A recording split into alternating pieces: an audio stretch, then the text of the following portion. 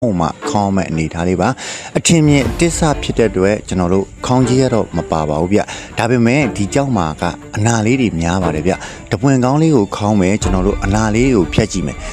အများကြီးတော့မှန်းမထားပါဘူးကျွန်တော်ဒီဟာကိုလည်း90အောက်နဲ့ဝယ်ခဲ့တဲ့အတွက်90အောက်ပဲမှန်းထားပါပဲဗျအနာတွေကတော့ကျွန်တော်တို့ကန့်လန့်ပြက်တွေရောဒေါင်လိုက်တွေရောခွေလိုက်တွေရောပါပါတယ်ဒီကြောက်လေးကတော့ကြောက်စီကြောက်သားလေးကပြောစရာမလိုပါဘူးကာလာပေါက်ကတော့ဈေးဝါရီပဲဖြစ်ပါတယ်ဗျဒါကတော့ကျွန်တော်တိတိကျကျပြောပြတာပါ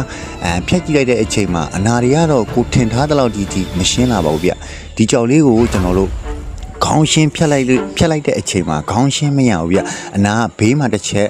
ဘေးနှစ်ဖက်မှာတစ်ချက်စီပေါ့ဗျာခေါင်းမှာအနာတစ်ချက်နားတော့3ချက်ပါတယ်ဗျကာလာပေါက်လေးကမြင်တဲ့အတိုင်းပါဗျဇိမ်းဝါရီကိုအဖြောင်းပါပဲကြောက်စီကြောက်သားလေးကပြောစရာမလိုအရိတ်ခံအဝါခံကင်းပါတယ်ဗျအဲ့အချိန်မှာကျွန်တော်မန်းလေးဈေးကွက်ကိုဒီအတစ်စာတိုင်းတိုက်ကြည့်တဲ့အချိန်မှာကျွန်တော်ဝယ်ခဲ့တာ15သိန်းမှာကျွန်တော်ပြန်တိုက်ကြည့်တဲ့အချိန်မှာ10သိန်းလောက်ပဲထွက်ပါတဲ့အတွက်အဲ့အတွက်ကြောင့်ကျွန်တော်ထပ်တွေးလိုက်ပါတယ်ဗျဈေးကွက်မကောင်းတဲ့အနေအထားမှာကျွန်တော်ထပ်ပြီးမှစွန်စားကြည့်လိုက်တဲ့အချိန်မှာကြောက်ကလေးကတော့မဆူ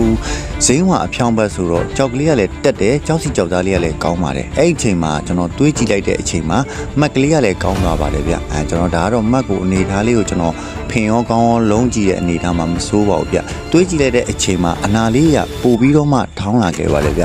အနာလေးတွေထောင်တဲ့အတွက်ကြောင့်ကျွန်တော်တို့ဒီမိုင်းနဲ့ဝိုင်းတွေကဈေးကွက်တစ်ခုမန်းလေးဈေးကွက်မှာရောင်းကြည့်တဲ့အချိန်မှာလက်ရှိ12သိန်းပေးပါတယ်ဗျကျွန်တော်တို့လက်တန်းဈေးကတော့ကျွန်တော်တို့10သိန်းလောက်ပဲပေးပါတယ်ဒါပေမဲ့ကျွန်တော်တရားဝင်ဈေး12သိန်းထိဆွဲကြည့်ပြီးမှကျွန်တော်တို့ရောင်းလိုက်ပါတယ်ဗျဒါပေမဲ့ဒီကြောက်လေးကတော့မင်္ဂလာမဖြစ်ပါဘူးဝယ်ရင်းဈေးက15သိန်းရှိတဲ့အချိန်မှာကျွန်တော်12သိန်းနဲ့ပဲပြောင်းလိုက်ပါတယ်ဗျရှုံးသွားခဲ့ပါတယ်အားလုံးမင်္ဂလာရှိသောနေ့ရက်လေးတွေပျော်ရွှင်နိုင်ကြပါစေအားလုံးကျေးဇူးတင်ပါတယ်ခင်ဗျ